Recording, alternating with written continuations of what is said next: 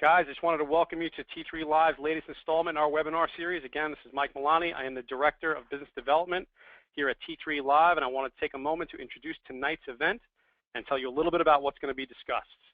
Your host will be Dan Darrow. Dan is a senior trader with the T3 Trading Group and a mentor in T3 Live's Platinum Development Program and Virtual Trading Floor. I've personally known Dan for many years. He's been one of my traders for a long time. Kind of excited that he's kind of being launched into this a little bit. He's an options and equity trader who employs a hybrid approach and focuses heavily on stocks with major news catalysts. He focuses on executing short-term momentum strategies with equities, but employs more swing trading techniques with options. His sense of discipline and meticulous game planning separate him from the other traders here. Dan's a graduate of Fordham University, and he's been trading for 7 years. Guys, enjoy the webinar. I'll check in afterwards. Questions about the content Dan is covering should be saved for the Q&A session to be held 10 minutes at the end of the webinar.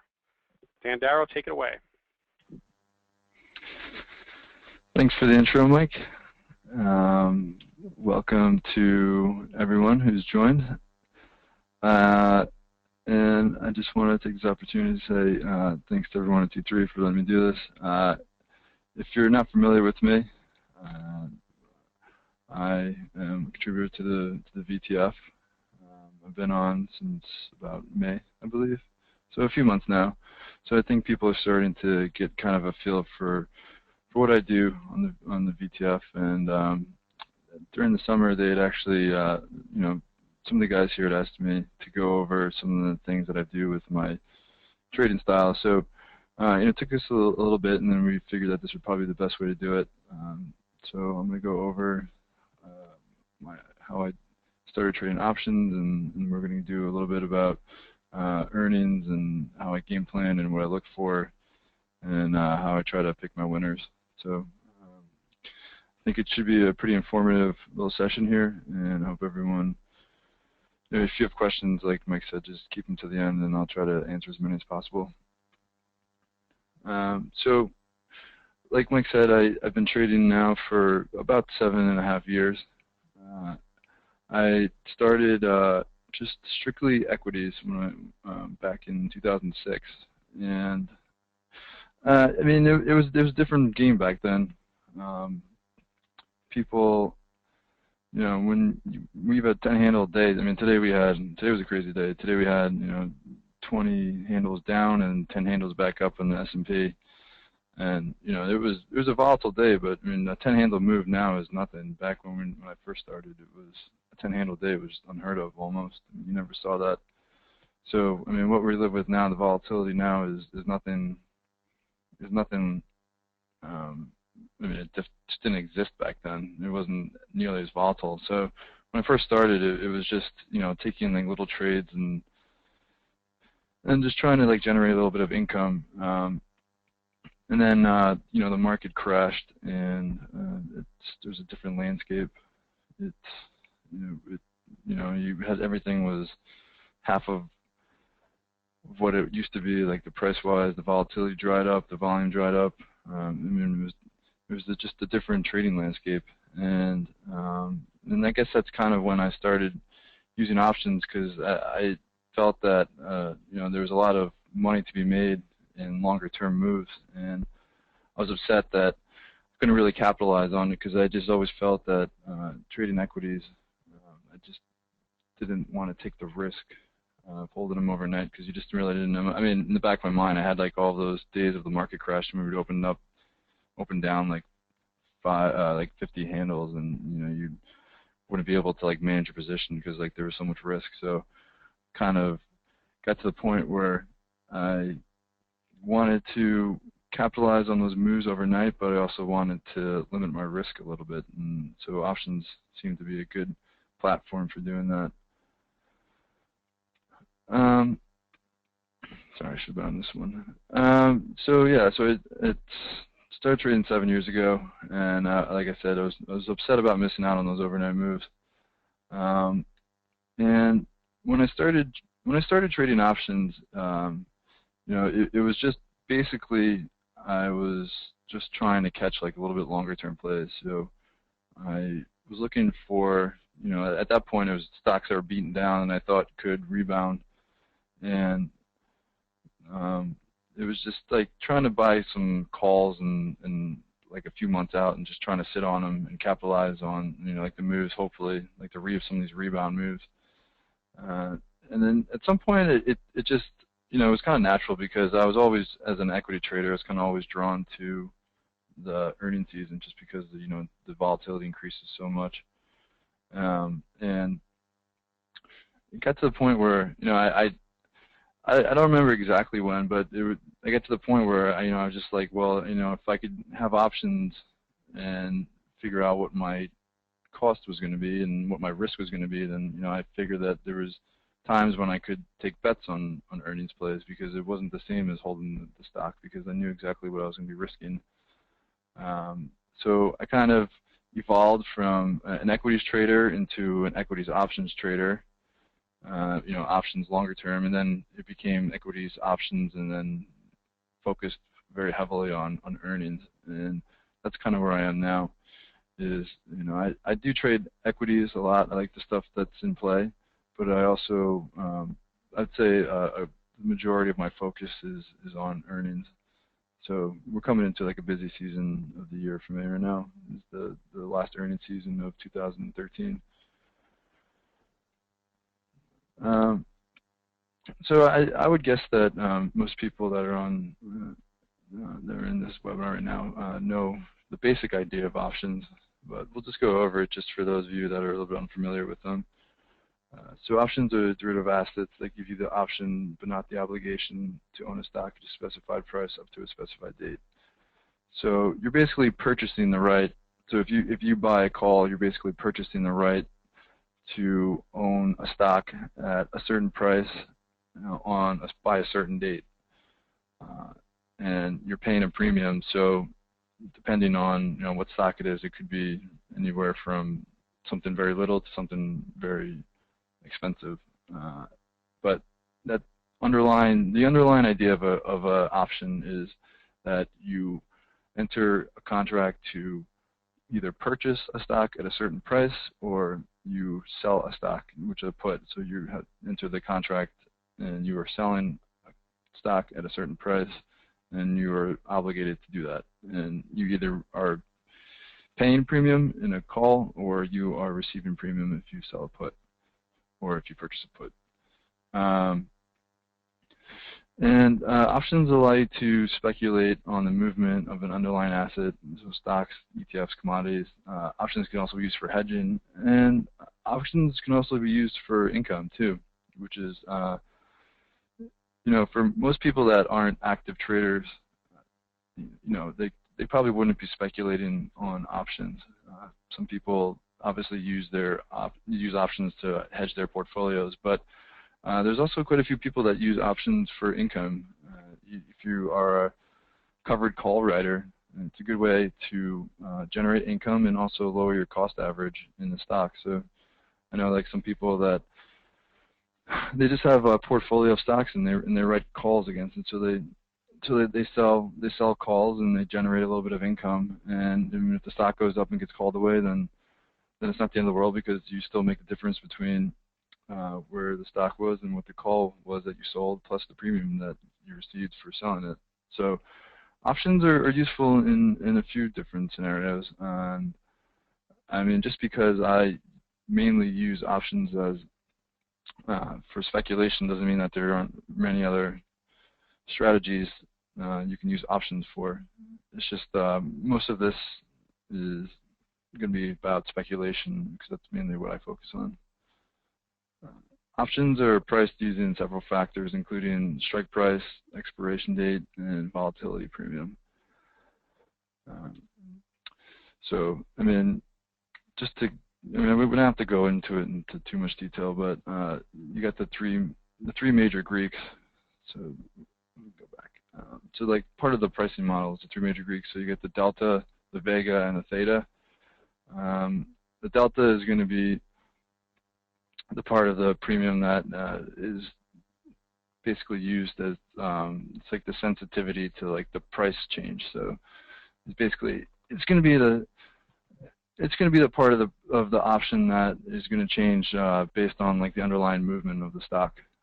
So the delta for something out of the money is going to be higher than the delta for something closer to the money. And the vega is the vega measures the value of the volatility. So you know, stocks that are high beta are going to have a higher vega. So that's basically like, you know, the more volatile the stock, the more you're going to have to pay for an option on it. And theta is the time decay. So that's a big one. That's the amount of the option that is factored in, the amount of the time that's factored into the option. So, you know, an option that's many months out is going to cost more because there's more time left on the contract, whereas an option that is very close to expiration is going to be trading with very little time value left. It's going to be volatility premium you're paying for. So yeah, I'm just going through some of these basics just for the people that aren't really familiar. Options can be a valuable tool for traders because they allow you to speculate on price movement or an asset while creating a clearly defined risk parameter. And I mean, an option is you're only risking, if you're an option purchaser, you are only ever risking exactly what you pay. Which is, I mean, it seems, you know, very logical, but I mean, to most people, that's something huge. I mean, like, you always know at any given time what you're risking when you're trading an option. I mean, unless you're selling naked calls or naked puts. But I mean, if you just purchase options, you always at any given time know what you're risking, which can be huge, especially when you're trying to like manage positions. It's, you know, it's definitely a useful tool, which is why I'm like drawn to options, is I always know exactly what I'm risking. Especially when anticipating large percent of moves in a stock, an options position presents a very attractive risk-to-reward ratio, which is the key to successful trading. Okay, so we're getting into some of the more in-depth stuff here. Implied volatility. Every stock option has an element of implied volatility built into the price, i.e. the percentage that the stock is expected to move. And that's what we were talking about a little bit before. Leading up to an important news, like earnings announcement option will have great implied volatility, often based on its historical volatility around similar events.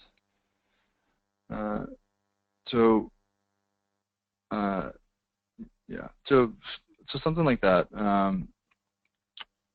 The implied volatility can be very useful in determining how much extra you're paying based off of what you would normally pay. And so the implied volatility is going to be higher in scenarios where, like, the stock. So a situation like these high betas, your implied volatility is going to be higher because these things move around a lot more, and these scenarios are, it's like a scenario where something like, say, Facebook, for example, the implied volatility is going to be higher compared to some of the other stocks just because it's a stock that's always in the news, and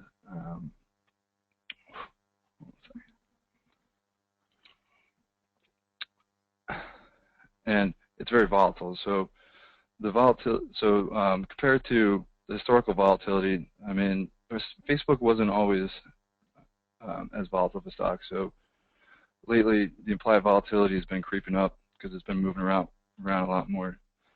As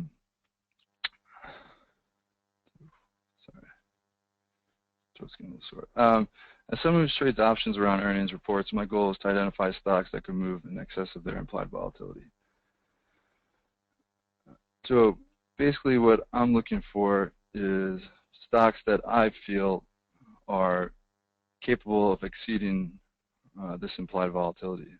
And it's kind of like looking at something and seeing that, okay, like people expect it to move a few dollars, I expect it to move a little bit more. So the implied volatility is basically what people are expecting the stock to move. My goal is to try to find those things that are exceeding like this implied volatility. And yeah, so I don't want to get too far ahead of myself here, but it's hop up in the sorry, I'm getting kind of turned around here. So yeah. Yeah.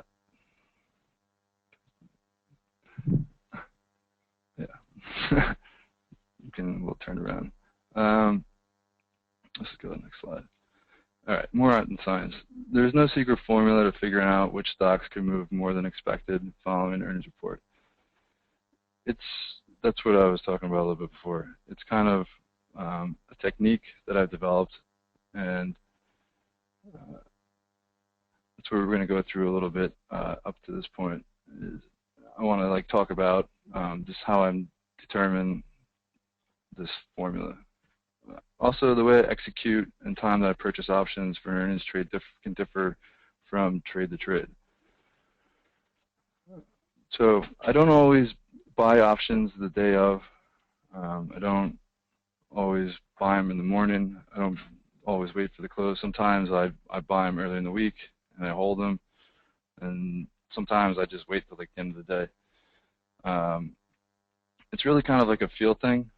I want to make sure I get a good price. So for those stocks that are a little bit more volatile, I may wait, but it's all going to be kind of like a feel. I definitely don't want to get involved with a directional trade and then have it move sharply against me.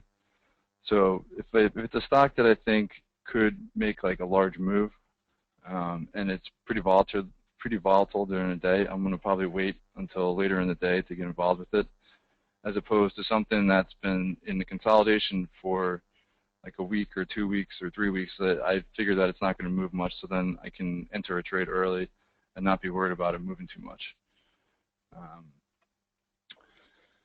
There's also some scenarios where I'll be, if it's it's going to be a heavily traded stock into earnings, I may buy like Monday before and like sit on the premium, and then when people bid it up like the day of the earnings report, I will sell like the call. If I'm going to be playing a stock on the long side, and I think it's going to be heavily followed, I may buy a little bit in the earlier in the week and then like sell half of it and then hold the rest, like knowing that I've already booked some profit, and then I'll take the rest into like the number. So yeah, so I use it's a collection of factors, and I wrote a little bit about it in an article earlier in the week, just talking about a little bit of what I do and what I look for. So I'm gonna go over some of those right now. And the main thing is the market cycle.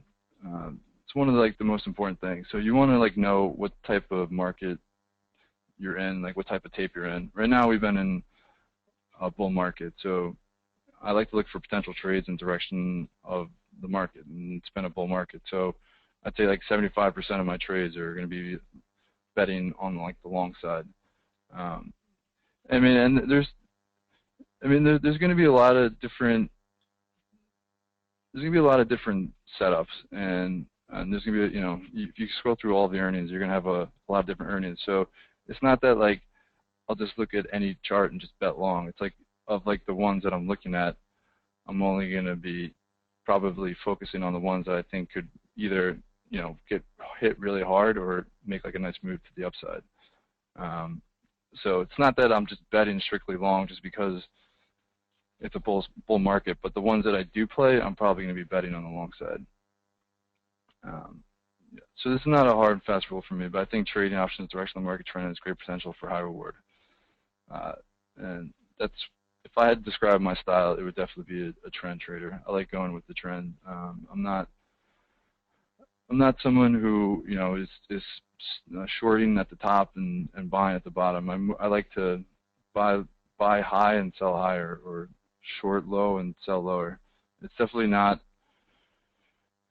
easier for me to, most people like fading things and trying to reverse, and when something's strong, trying to short it, or when something's weak, trying to buy it. But it's just, I've always been a trend trader, and that's why I feel like when the market's strong, it's easier to go with it, and especially during earnings season, it's like you're looking for these big moves, and in bull markets, it just seems that the stocks get paid for good earnings, and the ones that miss aren't really getting hit that bad. So it just seems that more money is made to like the upside in these markets. That's why it's important to like recognize like where you are in like the market. I mean, if you're, like a couple of years ago, we were, we weren't at the lows, but we weren't making like all-time highs like we are now. So you had some nice moves to the downside because we weren't near all-time highs, and we were just coming off the lows. So people were still a little antsy on like the long side, so you could get these really nice moves to the downside. But right now we're just in a strong tape, so people are willing to forgive bad earnings, and it's just something to be aware of. Actually, we can go for examples. Yeah, so just there's a couple examples of this just lately. Let's go to that. So I'll just show you. So OpenTable is one I like to give as an example. So OpenTable, they had a nice move into their numbers. So there was some like bullish. So in early August, there were some bullish comments on OpenTable, and it basically got a little bit of a bump into like the number, and people were expecting to get good things. There was like a strong market, but then when they reported, it sold off a little bit, and it didn't really. I don't know if it really deserved to get pushed up into like the number, but it got hit, and then people came out and defended it because if you're just going to give positive comments like before the number, like you're probably going to defend it after. So it got defended, so it didn't really get hit that hard, and then it just kind of consolidated and put in like a new high only a couple of weeks later. So this is an example of like a company that in a bull tape, they didn't really report that great of a number, and then a couple of weeks later it just put in like 52-week highs. So just an example of how companies that may miss aren't really punished for it. Another one is just a couple weeks ago is Lulu. So Lulu, on this day right here, they reported earnings, and they actually got hit. They were getting hit worse earlier in the day, and then they got some bullish comments, people defending them, and it's actually rallied, and then just today it's taken out like the August and September highs. So it's like just another example of how in a bull market people are willing to put money to work in like a stock that's gotten hit because they feel like they're getting like a better deal.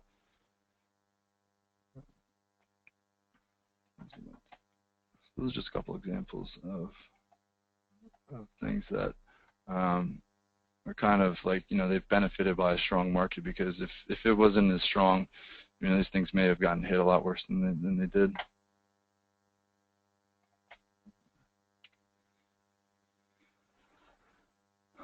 Okay, so then you get the post-earnings history. So I look for stocks that have made significant percentage moves following their recent earnings report, and that's definitely one of the more important things to look for.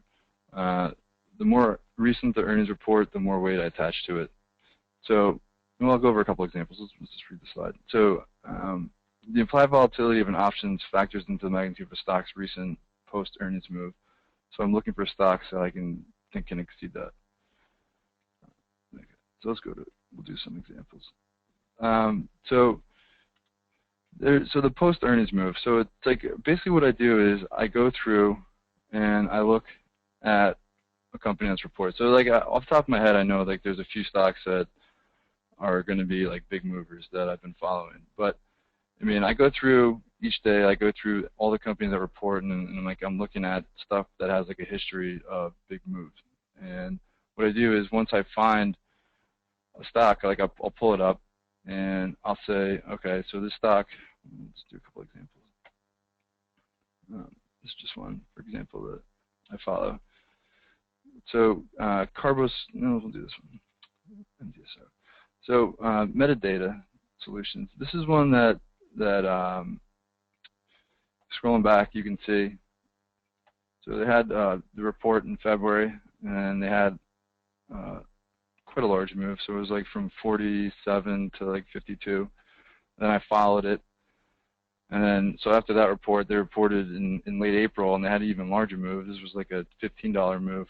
And so like you see like a $5 move, then a $15 move, and then it comes into this next report, and I'm thinking to myself, okay, so it's had its last three reports, it's had a $5 move, then a $15 move, and then I'm thinking, okay, so this one has the potential to be a really big blowout move, just because it seems that like it's getting more volatile.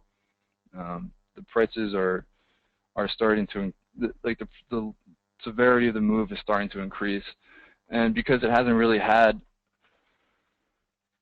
a long history of big blowout moves, that the implied volatility can't be that high for the amount of move that it could possibly put in, because I mean it was 5 and then it was 15, and then you get to this point where it reported and it goes up almost $20 off of it, because it has a period of like increasing moves into an earnings number, so and into and following. So it's definitely something to like pay attention to, that there's like patterns where these stocks are, you know, they start increasing so that you get like a 5% move, a 10% move.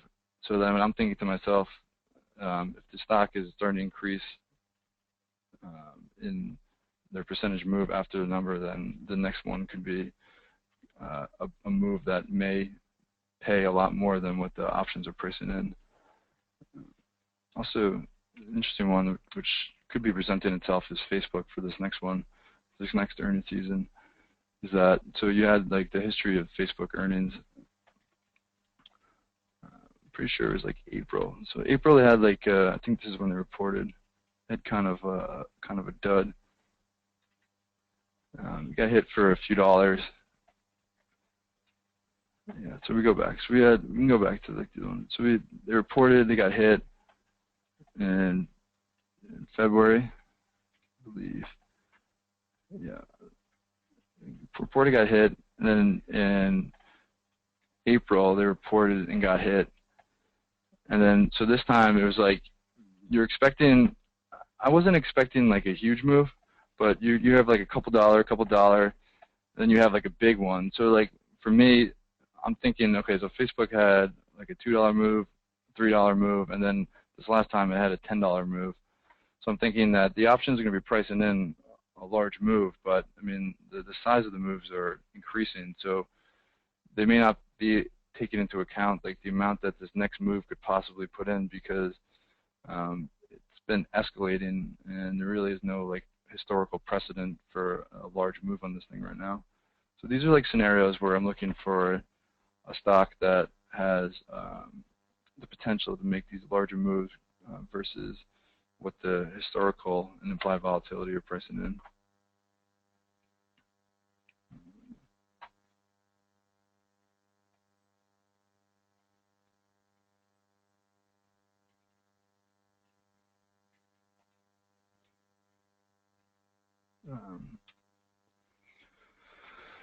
Okay, so movement leading up to earnings. I don't execute all of my earnings options plays the same way. Sometimes I could build a position over the course of a few days. Sometimes I may buy a position at 3:30 the day before the report. So this was kind of what I was talking about before. I don't necessarily wait until the end of the day for everything, and I don't necessarily buy it like the week before. It's kind of like a feel. It's going to come down to a stock depending on its volatility. So if you think the stock is going to be moving, especially now, like the market's been very volatile lately, you don't want to take on the extra risk of having the stock move one way or the other, especially if you're going to be betting directional.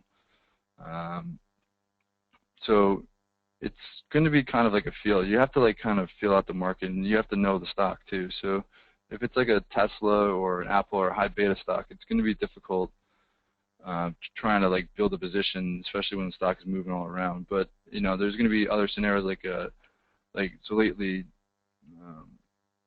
What hasn't been moving around? I mean, like Green Mountain, it just came in, but like before that, Green Mountain was kind of consolidated, and you knew it was going to be a heavily followed like earnings report.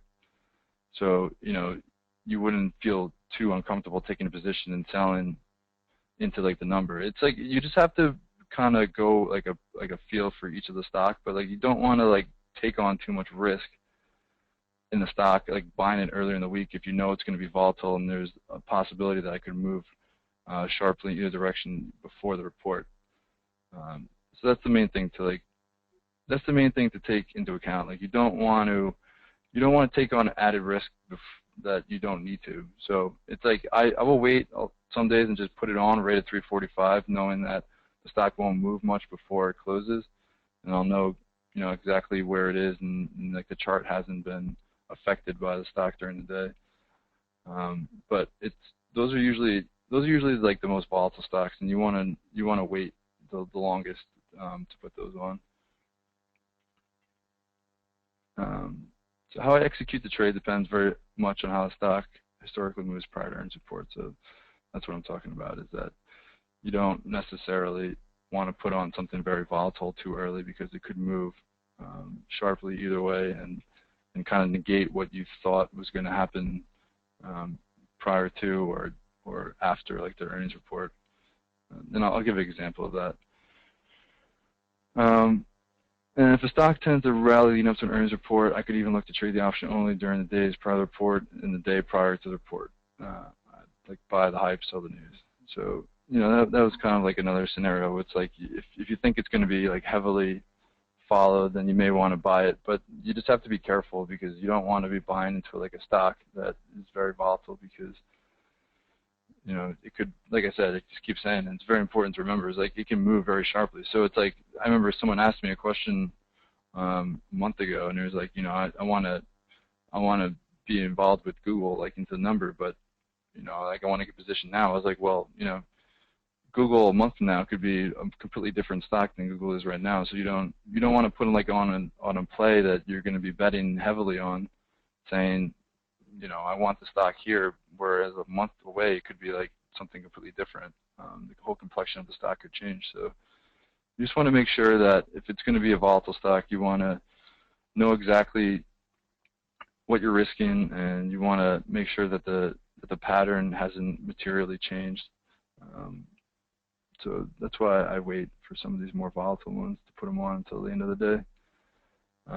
Another thing I also really don't care for either is like analysts that come out the day before or the day of and give like opinions on the issue, like ratings changes, which usually can affect the stock quite a bit. And those are sometimes like a scenario where like I'll stay away from doing like a report or betting on like an earnings, because the stock will move pretty sharply the day before, the day of, and I feel like it completely changes the whole complexion of the trade of what I was looking for in the first place.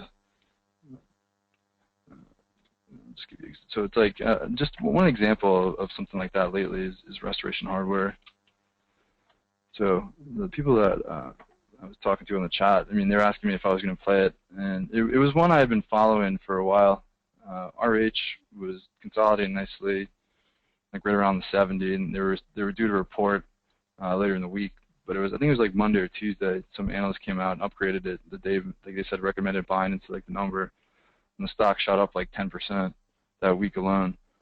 And when they came out, they actually had like a really nice number, but because the stock went up 10% that week, I mean, it just seems like it was one of the buy the hype, like sell the news type events, is because everyone expected a beat, and there was already a 10% move from earlier in the week based off like this analyst call, and then the stock actually sold off. So those are also scenarios where I may try to avoid it when you get like a lot of movement before the number, like right before the number, just because you don't know like what's actually priced into the move. Definitely a scenario where you would could think about, like if you're in like the option before, you could sell into the number, or at least like take off some of it, just because you don't know what's actually priced in. That's why it's kind of difficult when you see stock move very sharply into the number, just because you're wondering if like there's already a move priced into it. So these are sometimes scenarios where I'll just avoid the whole thing completely if I'm not already in it and already involved with it. And another one too is Google. So Google has a history of making moves into like numbers. This last time, so when did they report? Let me see. Google reported, I believe. Yeah. So Google has a history of, or at least like the last few reports, they got a history of like selling off into the numbers. So they, I believe it was July. I believe this was it. So Google put in like a high like 930, and just like the week of like started selling off. And this time it actually got hit pretty good, but the time prior to it, I'll go back so I remember the days. So like this was back in April is the other time. Google went up to like 790 and started rolling over like the week of, which is selling, and like it closed like at the low, and it reported after the close that day, and it popped right back up. And the time before that, it dove into the number too. It was like the 4 days down prior into the number, and then it legged up too. So, that's a scenario where if you're looking to play it, you could either just wait, because Google has a history of moving very sharply into the number, or you may not just even want to like be involved with it because it's been moving too much into the number. Either way, you kind of have to like know like the type of stock you're going to be playing. And there's definitely scenarios where if you see it moving too much, like a 10% move like Restoration Hardware into the number is a scenario where you may just want to avoid the thing in general. Let's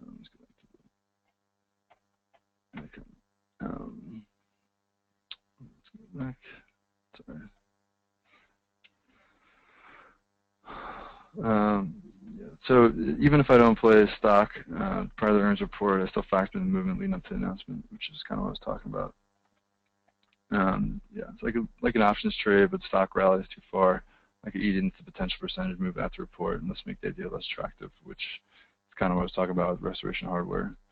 On the flip side, a stock might trade higher or lower leading up to the announcement, thus making it a more attractive setup, which is kind of what Google does. So I've played Google the last 3 times. This last time it actually got hit, but before that, I kind of avoided it and just waited because I knew I was going to be betting long. So I knew that it has a history of like selling off into the numbers. So I just waited, and then like the afternoon of, I just put it on because it had sold off for the last 4 days, and I wanted to play long, so I wanted to be patient with it. All right, chart pattern. I'm looking for stocks that move more than implied volatility. So that's kind of what I was talking about a little bit before too. One way I do that is by identifying key levels that a stock could break above or below if it does get the expected move. Now I'll be giving examples of a lot of these. But for example, if a stock is 4 to 5% off highs leading to its earnings report, and the call option prices in the 5% implied move, a 5% gap upward takes the stock to new highs. Technical analysis tells you stocks gain additional momentum when they reach all-time highs, so a stock that gaps up to new highs could continue in motion and give you the excess move that you need to make the trade profitable. So, basically what that is, it's combining like the knowledge of the implied volatility with some technical analysis, and it's tough for people that don't really use technical analysis, because I feel like it's very important when you're doing earnings, is because you want to know like what levels are important on a stock. And if you're just strictly a fundamental guy, it's just kind of difficult, because there's certain scenarios where having technical knowledge is very useful, and I feel like for earnings this is like even more important. So let's go over a couple examples. So Verifone has been a company that has been pretty historically volatile in their number. Back in February, they got hit really bad on a warning. They reported a miss, and they warned, and it got hit real bad. And then in May, they were due to report, and I mean, it had a very significant move in the prior earnings in February, and in May it was due to report, and I was looking at the pricing, and they were expensive, but it was also one of those scenarios where it was like before this last move, it didn't really have moves as significant. So you know, it was, the implied volatility was high, but I mean, historically speaking, it was still low because it doesn't have, I mean, that people may have just looked at it as like an aberration. It doesn't normally move like $10 PAY. So I thought, just based off the chart, that it could have a pretty significant move even based off like the implied volatility. Just looking at it, it's like I knew if they beat that, it would be well into a gap, and if they missed that, there's a good chance that it would come down or retest the support level that it put in after the last number.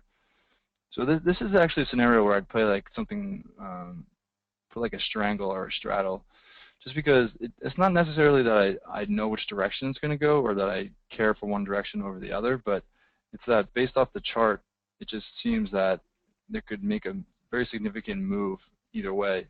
So the technical analysis to me says that if they beat that, it's going to be into a gap, and you know, it's very likely over like the course of, you know, the next day or the next week or even next month that it's going to work its way up and try to close this gap.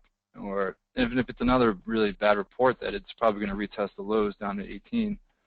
And if it does, then there's a good chance that it breaks even lower. So this is a scenario where, to me, it's like you look at it, and I mean, the implied volatility says one thing. It says it's going to be, say it says, I mean, even, I don't remember what the exact number was, but say it's going to be like a $3 or $4 move. Well, if you march it off on the chart, you say a $4 move gets it right into the gap, and then there's like, you know, an easy gap fill above, so it could actually go a lot further. Or $4 lower would be, or I think it was like, yeah, so like $4 lower would be back down to like the bottom of the range, and there's a good chance that it could retest the low of the range, and if it did, it would break lower. So, you know, this is a scenario where it came down to the low and just kept going. You got like another $2 move out of it. So this is like a pattern that I would say is like, you know, it's a good example of how, you know, the options are pricing in one thing, but if you just do some simple technical analysis, like, it shows you that there's a very good chance that it could do a lot more than you expected. You know, another couple examples. So like BMW is another one too. It's another one that a lot of people follow.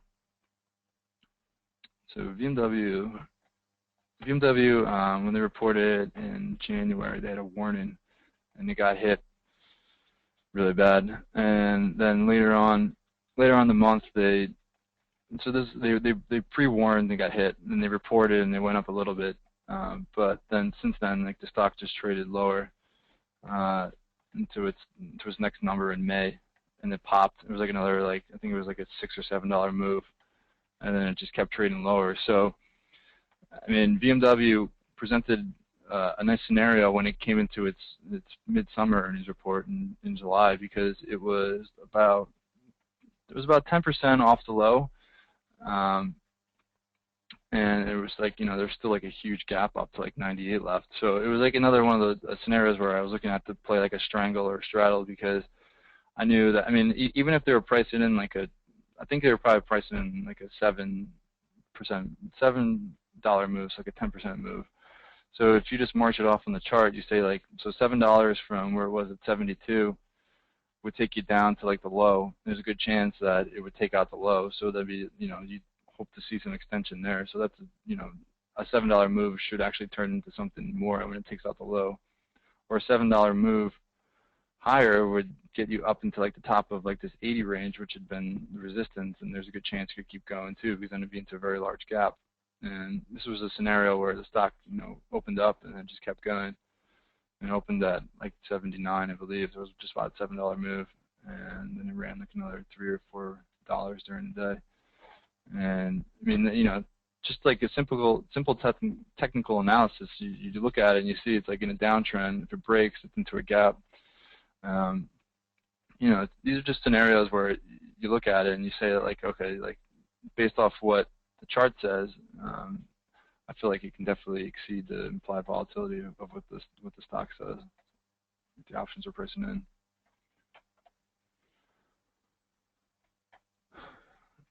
Okay. Another big thing that has been very hot lately is short interest, and I think most people are pretty familiar with what it is, but just for those who aren't, it's the percentage of the float that's sold short. So it's basically people that are betting that the stock goes down. And lately it's been a key thing in the news because the market's been so strong, and it just seems that like nothing's going down, and all these people that are betting short just keep getting rung up, keeps going higher and higher. But it's definitely something to pay attention to for earnings trades because it's one of those scenarios where it's just like a fuel to like ignite like a big move.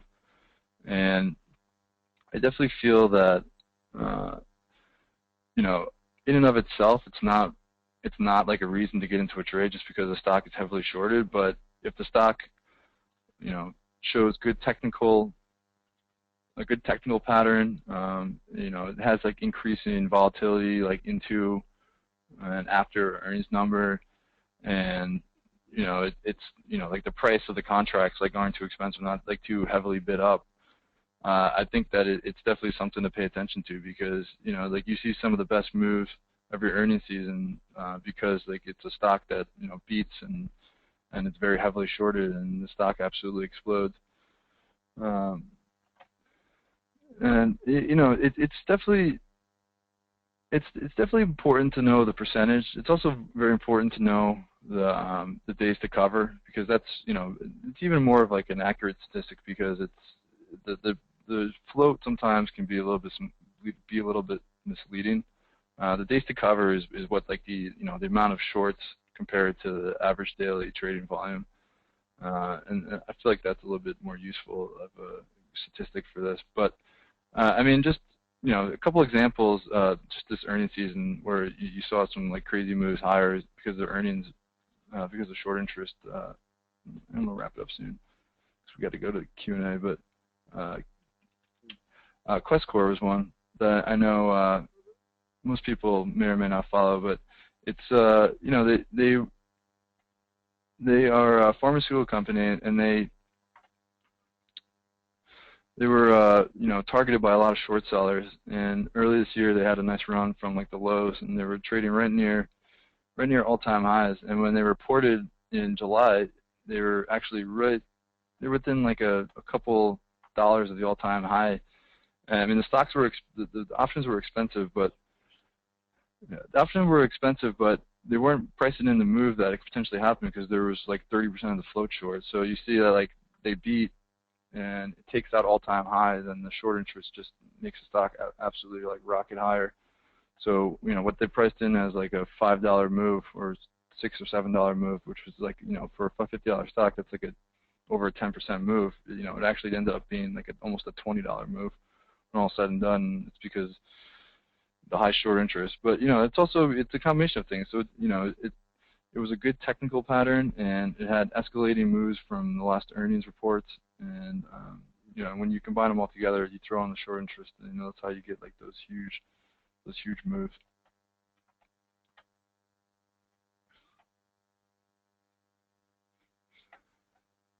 All right, let's go back. Almost done. All right. Okay, so yeah, so the A plus trade is going to be a combination of all those things, and like Q-Core was an A plus trade this past earnings season, and you're going to want to be in a bull market. You want to be long like a stock that has a history of large moves that hasn't moved too far. I mean, something coming out of a nice consolidation would be the best. The implied move isn't exactly in line with the potential actual move because using a little bit of technical analysis, you realize that like the stock could really make a much larger move than what people are expecting, and throw in the short interest, and that's really like the fuel to ignite like a huge move.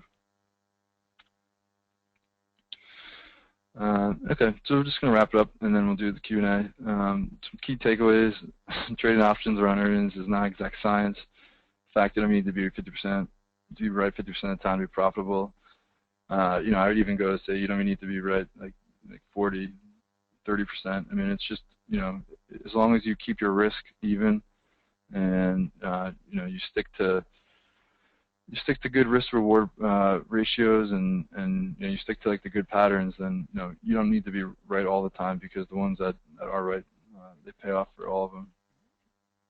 Yeah. So the key is finding a situation where reward greatly outweighs the risk. That's kind of what we were talking about. And the hope is that when you're correct in a big way. I mean, you're seeing examples of mass post-earnings moves in both directions this year. And position sizing should be relatively consistent to give you the chance to smooth results over a large sample size. So yeah, that's also something very important to keep an eye on, is that, you know, you don't want to have your risk all over the place. You want to keep your risk about even on every play you do. So like the ones that do pay off will make up for all the ones that you lose on. So, you know, you don't want to be like betting like triple on some and then double on some, or, you know, and then just very little on the other ones, because, you know, at the end of the day, it's still a risk and you don't know what's going to work. So you want to keep like the dollar amount you bet even across the board, and then the ones that do work will pay off for the ones that don't. All right. So I'm going to go over some questions now. Sorry, I ran a little bit overboard. This one's from Declan. How far out do you go on expiration, and does the option delta influence your decision in which strike to select? So when I'm betting on earnings, it's going to be an option. So normally when I have a portfolio of stocks, like I like to have options that are closer to the money, or either in the money or right at the money, and, you know, a month out maybe. Sometimes I'll trade the weeklies, but the weeklies can be very difficult. The premium burn is very high on weeklies. So when I'm doing options on earnings, it's going to be, you know, like the front month. So like, if, you know, coming up, it's going to be the October calls, and then when those expire, it's going to be the November. And the beauty of earnings is that you can go a little bit more out of the money, because you know that there should be a larger move coming. So you can feel comfortable knowing that you can buy something a little bit further away, because there's the ability to like have a larger move, whereas normally you would want to focus on something that's closer to the money or even in the money. But yeah, earnings like I usually go a little bit further out of the money, just because I know there's going to be some catalyst to make it move. The next question is from Sanad. Where do you see intrinsic value? So the intrinsic value you're only going to see is for options that are in the money. So an option that's out of the money is not going to have any intrinsic value, because the intrinsic value is what the call is, or the put is in the money. So it's like, you know, if a stock is trading at 70 and you own 60 calls, then, you know, $10 of that is going to be intrinsic value, and whatever the rest of the call option is worth is the time value. And the intrinsic, I mean, you know, the intrinsic value is pretty easy to identify, because it's whatever the option is in the money. All right, Declan, will you skip on an options trade if the spread is too high, and do you use market orders for options?